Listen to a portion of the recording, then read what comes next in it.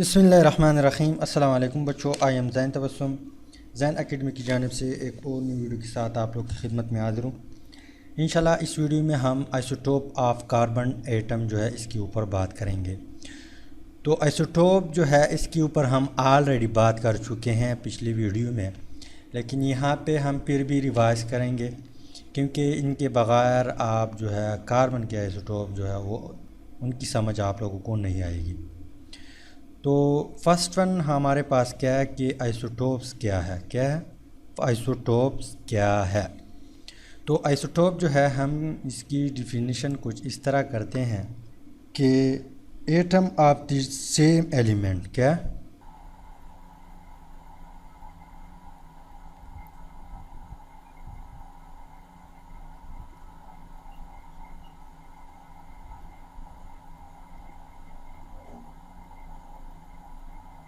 Atom of the same elements. यहाँ पे बात आ रही है एलिमेंट्स पे हम पिछले चैप्टर में ऑलरेडी बात कर चुके हैं और बहुत डिटेल से कर चुके हैं, और आइसोटोप की वीडियो में भी हमने डिस्कस किया है कुछ ना कुछ। तो एलिमेंट जो है हमेशा सेम टाइप ऑफ एटमों से बना होता है। फ़र्ज़ करें आपके पास आयरन का एक एलिमेंट है। आयरन क्या है? एक एलिमेंट है। तो उसमें जितनी भी एटम होंगे वो सिर्फ़ और सिर्फ आयरन होंगे, ना उसके साथ गोल्ड होगा ना कोई अदर मेटल होगा। या फ़र्ज़ करें आपके पास गोल्ड की एलिमेंट है तो उसमें सारे के सारे गोल्ड के एटम होंगे। क्या होंगे? सारे के सारे गोल्ड के एटम आपस में मिलके आपको एक बड़ा सा ऑब्जेक्ट देता है। क्या देता है? बड़ा सा ऑब्जेक्ट देता है। इसके अलावा जिस तरह आपके पास एक कार्बन का ढेर लगा होता है उसमें सारे के सारे जो है कार्बन के एटम होते हैं। तो एलिमेंट का मतलब ये है। अब यहाँ पे लिखा है कि atom of the same element, एक सेम एलिमेंट की एटम जिसका एटॉमिक नंबर जो है वो सेम होता है बट डिफरेंट मास नंबर। तो यहाँ पे हम लिखते हैं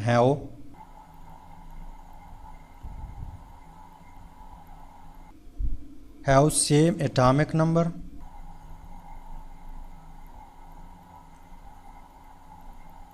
but different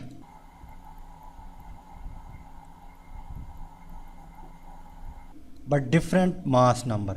Atom of the same element having same atomic number but different mass number।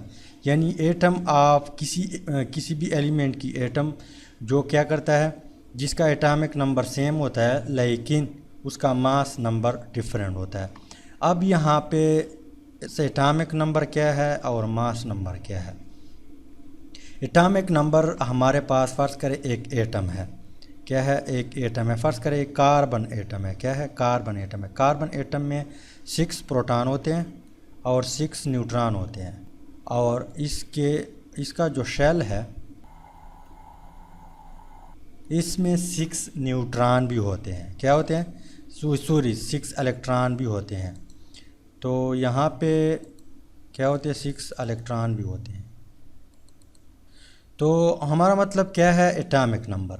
Atomic number हमारे पास जो है, जो नंबर ऑफ प्रोटॉन होते हैं न्यूक्लियस में, उसको हम क्या कहते हैं? उसको हम कहते हैं एटॉमिक नंबर। क्या कहते हैं? Atomic number. और मास नंबर हम किस चीज़ को कहते हैं? प्रोटॉन प्लस न्यूट्रॉन, इसको जब आप जमा करेंगे तो इसको हम मास नंबर कहते हैं। क्या कहते हैं? मास नंबर कहते हैं। अब एक और बात आप लोगों ने माइंड में रखनी है कि जितने नंबर ऑफ प्रोटॉन होते हैं उतने ही नंबर ऑफ इलेक्ट्रॉन भी होते हैं किसी भी एटम की। ठीक। अब हम आते हैं आइसोटोप ऑफ कार्बन के कितने आइसोटोप होते हैं? कार्बन जो है उसकी हमारे पास 3 आइसोटोप होते हैं। कितने? 3 आइसोटोप होते हैं।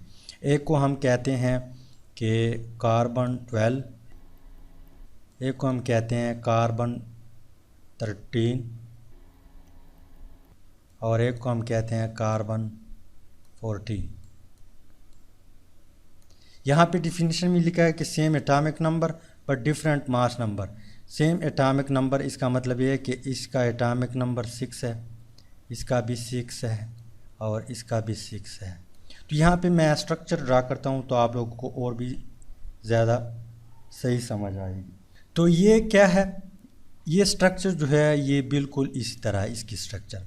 इसमें क्या है, एटॉमिक नंबर इसमें इसका 6 है, तो यहाँ पे मतलब है कि इसमें 6 प्रोटॉन है।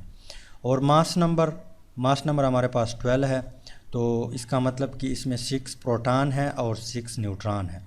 यहाँ पे इसका जो स्ट्रक्चर है वो कुछ इस तरह है कि इसमें क्या होते हैं, 6 प्रोटॉन होते हैं और 7 न्यूट्रॉन होते हैं। कितने? 7 न्यूट्रॉन होते हैं। और इसकी जो ऑर्बिट है उसमें 6 इलेक्ट्रॉन भी होते हैं। तो यहाँ पे एक इलेक्ट्रॉन, दूसरा इलेक्ट्रॉन, तीसरा, चौथा इलेक्ट्रॉन, पांचवा, छठा। तो यहाँ पे अगर आप लोग गौर करें, इसका एटॉमिक नंबर और इसका एटॉमिक नंबर सेम है, क्योंकि इसमें 6 प्रोटॉन है और इसमें भी 6 प्रोटॉन है, लेकिन मास नंबर इसकी डिफरेंट है। यहाँ पे मैंने गलती की है, 13 है। ये क्या है? 13 है।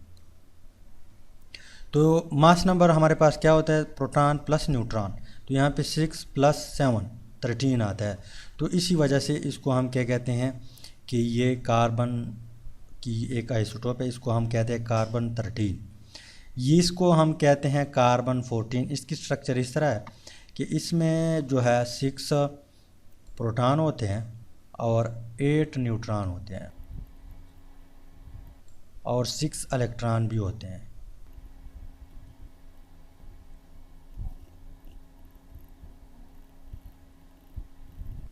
तो यहाँ पे अगर आप लोग गौर करें, इसका भी एटॉमिक नंबर जो है वो सेम है, 6 है। यहाँ पे भी 6 है। तो इसका मतलब कि इसमें 6 प्रोटॉन है, बट इसका जो मास नंबर है वो 14 है। तो इसका मतलब ये है कि इसमें 6 प्रोटॉन होंगे और 8 न्यूट्रॉन होंगे। क्या होंगे? 8 न्यूट्रॉन होंगे।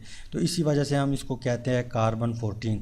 तो कार्बन के हमारे पास 3 आइसोटोप्स होते हैं, कार्बन 12, कार्बन 13, कार्बन 14।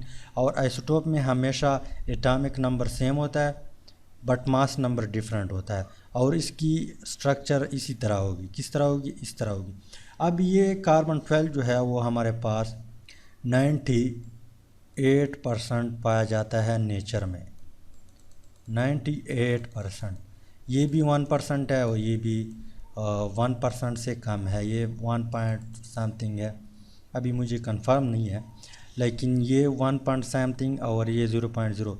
तो नेचर में जो पाया जाता है कार्बन की आइसोटोप वो ज़्यादातर कार्बन 12 पाया जाता है और कार्बन 13 1% और ये बहुत ही कम पाया जाता है।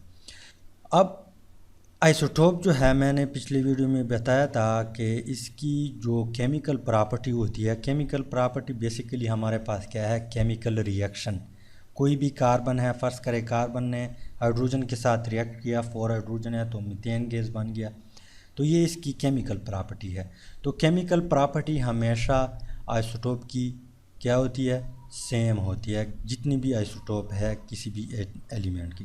फ़र्ज़ करें इसके 3 आइसोटोप है तो इसको इन तीनों की केमिकल प्रॉपर्टी सेम होगी। क्या होगी? सेम होगी। बट इसकी जो फिज़िकल प्रॉपर्टी है वो हमारे पास डिफरेंट होगी।